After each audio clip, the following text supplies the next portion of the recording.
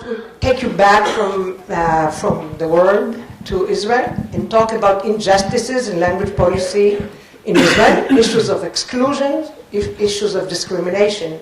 And what I've tried to say is that some of those issues are very important and happen here. They actually do not get addressed by the nation in many of the discussions. And almost there is blind acceptance of the situation as is. And what I'm suggesting here is to focus on some of those injustices so we can try to do things and change them accordingly. So this is what it's a critical view about it, and basically the background, I want to contextualize it within the summer of 2011, when we had the social protest in Israel, just for those of you who are not familiar with Israeli protests, because there were so many protests all around the world. The Occupy New York, Wall Street, Occupy San Francisco, and so on. We didn't call it Occupy Tel-Aviv or Occupy Israel, but we certainly had a very exciting summer here with social protests where the idea was, let's change things because Israel is a very unjust socially. So this is what happened in the summer of 2011. Major protests against lack of social justice took place in many cities in Israel, protesting against various social and economic injustices, such as distribution of wealth, citizen rights, psychological services, housing policies, and educational policies. And this is only a partial list. Okay, common to all those protests was that Israel is an unjust society, that this situation cannot continue, and that there changes must take place because, and this is the main slogan, העם רוצה צדק חברתי, the nation demands social justice. And I'll show you some of the pictures, and you'll see in a minute where I'm coming from. So the cities, lots of cities were turned into what's called tent towns, like the Rothschild Boulevard, which is a major kind of very fancy elite area in Tel Aviv, turned into a tent town. This was for about a kilometer, maybe more than that. And it lasted for like 2 months or so. And here you can see some more pictures from the event. Shuk HaMapecha, the revolution, the market revolution. Almost all signs were in Hebrew. And you can see some of those. Then some more Hebrew signs. And the language rights, though, what I'm claiming, language justice and equality were not on the agenda at all. Nothing about language rights, language justice, such as not about translation services to those who have no access to Hebrew, rights of speakers of immigrant languages, the need to switch language to Hebrew in short time by immigrants, that higher education is all in Hebrew, although there are many Arab students and others. There's no help to foreign workers, translation services, and I'm sure we'll hear from Miriam later. Everything is in Hebrew only. Help to foreign workers, asylum seekers, need of translation services, and so on and so on. So we were very lucky to get those translation interpretations at this conference, but this is very, very unusual.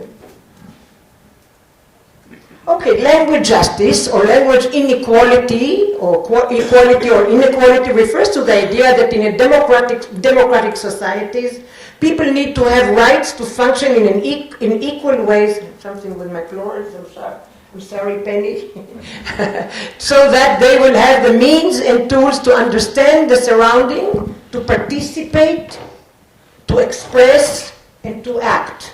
So these are the things I'm saying that people who don't know that language cannot do it, and equality for me means to understand what's happening, to participate in a democratic society, to express, and actually to act, whether it's to vote in elections and whether it is to participate or create protests or any other ways of participating in active ways in the dominant country, and not having the language stops it. In other words, the fact that some people are not proficient in the language should not prevent them from functioning in equal ways.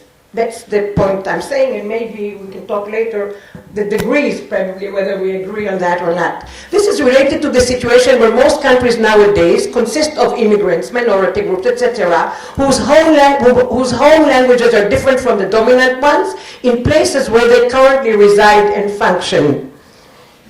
And we can see examples in health, to understand the instructions for medication, like to read the signs and instructions of when and how often to take medication, conversations with doctors, functioning in the hospital. Just the other day I was I was in a bus and there was a small accident and there was an immigrant, whatever he was, I don't even want to say immigrant asylum seeker or whatever, but he certainly was from a country from Africa. And the driver of the bus suggested that he goes to the hospital to be taken care of this injury that happened to him in his arm. And he said, no, I don't want to go. If I go there, nobody talks my language. I cannot function, I cannot speak, and he ended up not going there. In courts, understand the procedures, sorry for the titles, being able to defend oneself and to claim justice. In education, to understand school language, reading texts, doing tests. We have a school in Tel-Aviv, where we have lots of children of asylum seekers and refugees, and everything is in Hebrew, and you can understand what's actually happening there. Consumption, reading names of products, parts of what the products include, to talk to shopkeepers, etc. And these are just, of course, partial examples. It's believed that recognizing and identifying violations of language justice will lead to repair and change. Like even me talking about it today, or Miriam talking about those issues, will actually lead to, students are always, wow, really, is that happening here? So just the awareness of that is very important. And we believe that the awareness will lead to repair and change, mostly via activism, such as providing services as translation, community services, test and teaching accommodations, signs in various languages and public space, TV and radio channels, etc., etc. So that's where I'm coming from. Okay, so here you have one example. I'm just showing you of English, but this was kind of a rare example in the summer protest. But the 2012 summer social protest ended. Plans are underway to continue in the summer of 2011 ended, now we're going to 2012. The protest spirit is still there around the world and in Israel as well, and hopefully, and that's my point, that we will be able to include language issues and language injustices, discrimination and exclusion in that protest as well. So this is just to show you how it ended. There's nothing there if you actually get there. And this is how it looked at the end. And this is last year, it's over. That's it. And this is what you see there now. Okay? So just you get the perspective. Yet problems of language rights, justice and equality exist and continue to be overlooked. Cases of language inequalities and injustices in Israel, in multilingual Israel, I'm emphasizing that. Immigrants, refugees, children of foreign workers in schools. Just some examples, and it's only 20 minutes talk, and it's a partial list. So, although it takes students a long time, in our research, 9 to 11 years and maybe more, to acquire a new language and its academic level, students receive only 1 year maximum of language support. This is one example that I will include as discrimination, exclusion, injustice. No language maintenance, students are expected to forget their home languages that they already know and function in the new language. They are encouraged to develop a monolingual proficiency rather than utilize their bilingualism. So bilingualism or any other language has no role here. And here I want to show you a picture of somebody like me, that I have actually competence in 2 languages, and in a way what happens in school is people say forget one language and use only a new I, where a new language gradually enters into your brain. So, another example. I always think that this picture is very, people remember it. Somehow you cannot explain why language maintenance is needed, but when you show it, this example. Okay, this is especially noticed on content of tests. All tests in Israel are being conducted in the Hebrew sector in Hebrew only. Like the Mitzav test or the PISA test and matriculation exams. They have to be, all the students who've just got off the boat have to be tested in Hebrew only, short time after immigration. Yet we know that, and I'll show you an example, that students do better on bilingual tests, which I'll introduce in a minute. This is similar to the example which I've shown it so many times, so forgive me those who've seen it. But this is just an example in an English test how students participate. This is a test, not just internet or text messages. And students were supposed to write a recipe, and they wrote it in a combination of Hebrew and English. Take the water and shofrim in the ke'ara, take the chocolate and shofrim in the ke'ara too, take the sugar and shofrim in the ke'ara too, take the me'arbel and me'arbel, so and so on. So what you have is examples of that. So this is an example of using two languages to create a recipe. And if you read it bilingually, they provide a very good recipe that you can do very good chocolate chip cookies. So here a number of examples. I want to show you an example from the study that we've done in Israel, Spolsky, Tamar Levin, and myself, and we showed how long it takes immigrants to acquire the language. So you see here the examples, the red is the example of the Russian students in 0 and 2 years in Israel, and you can see as we go 3 to 4 years, they do progress, and only after 9 to 10 years they manage to do better a bit of the Hebrew speakers, which is the straight line. Now, so it takes even Russian students who come with very high literacy skills so long. Now, if you look at the Ethiopian students, which is this purple, and it takes them, actually they never even. Right. So basically what we see here is the situation whereby it takes a long time to study a language for immigrants with all the help of 1 year, and the test has to be given in Hebrew only right after a very short time of it. So obviously students fail. I mean, it takes them a long time to be able to succeed, even in a subject such as math, where they come with very high levels of math proficiency. And those students actually, if you give them a test that doesn't include language, they do very well in mathematic problems. But when it comes to anything that has to do with verbal information, it takes them a very long time, and you can see here at this math test, it takes them 9 to 10 years. And we're talking about especially the Russian kids who come with very high levels of math from Russia, from the former Soviet Union. And the Ethiopian students, I mean, really, it's really very, very bad.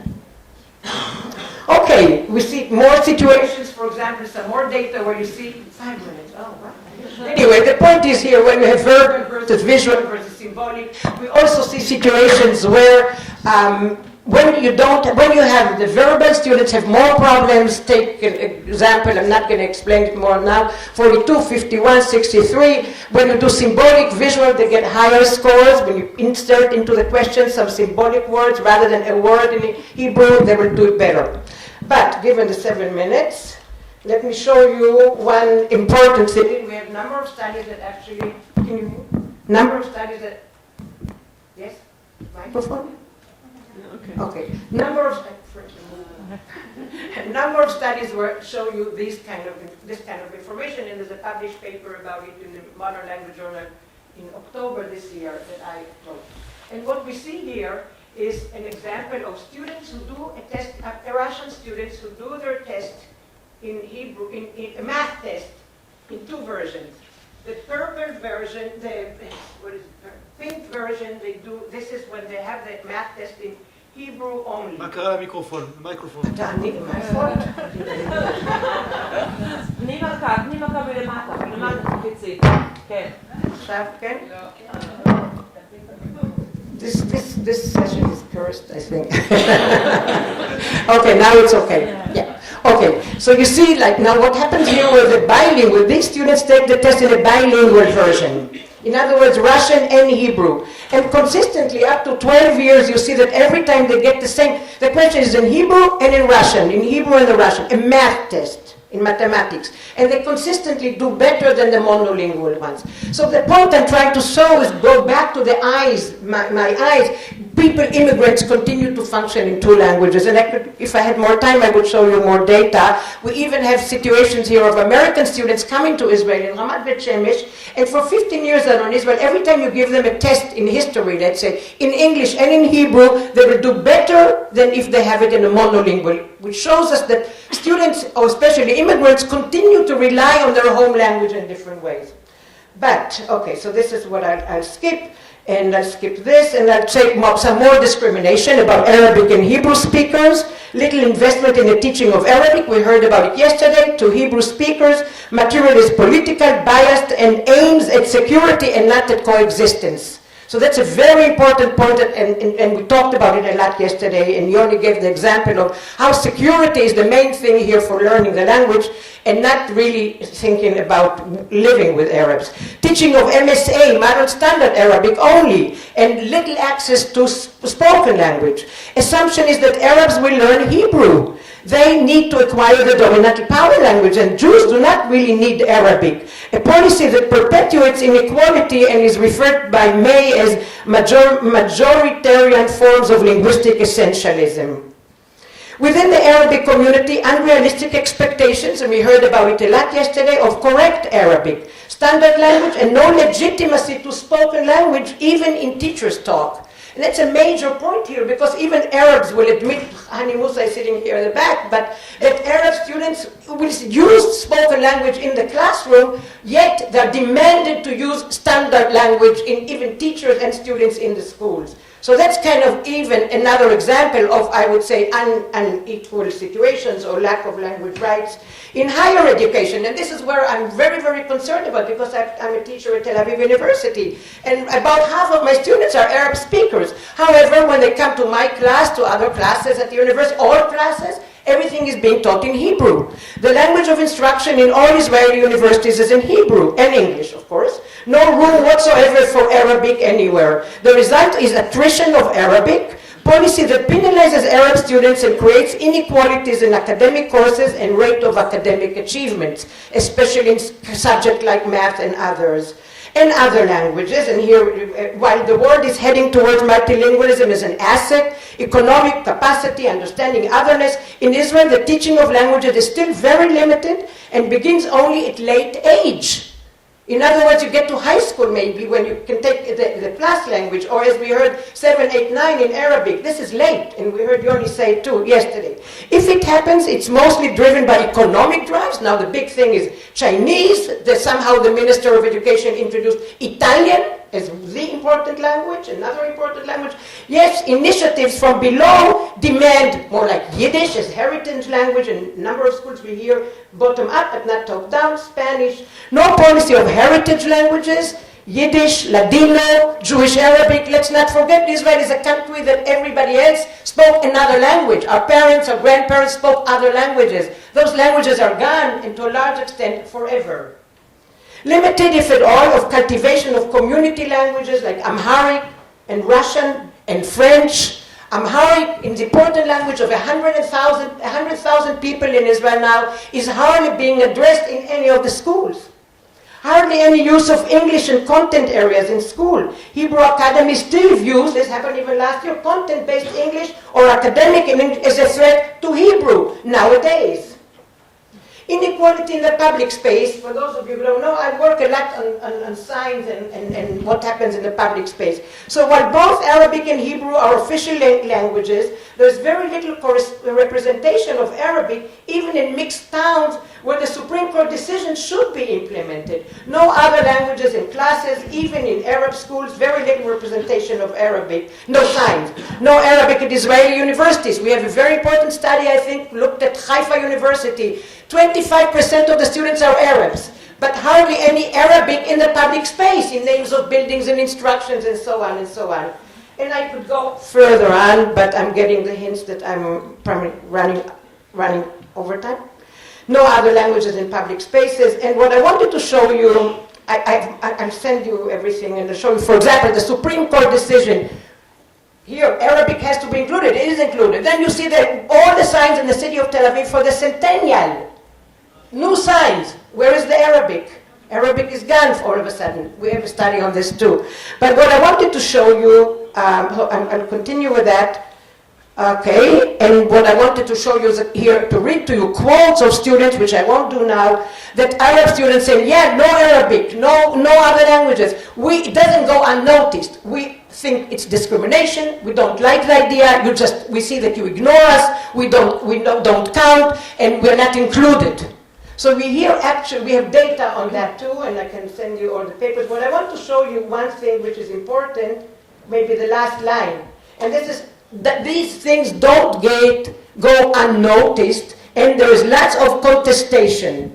So what I wanted to show, and to give you hope for next summer, it'll be done in 2 minutes. What I want to give you hope for the next summer is that there's lots of cases of contestation to this situation. People don't just buy it, and I hope in this talk and in other situations where we try to convince students that these things have to be protested, whether in the next social protest in the summer or in other cases. So we see here this person writes in Arabic. We see some more examples of some Arabics about what's there to lose, or this is a country of all its citizens. It's actually taken from last summer. Here is a sign who is not counted in the country.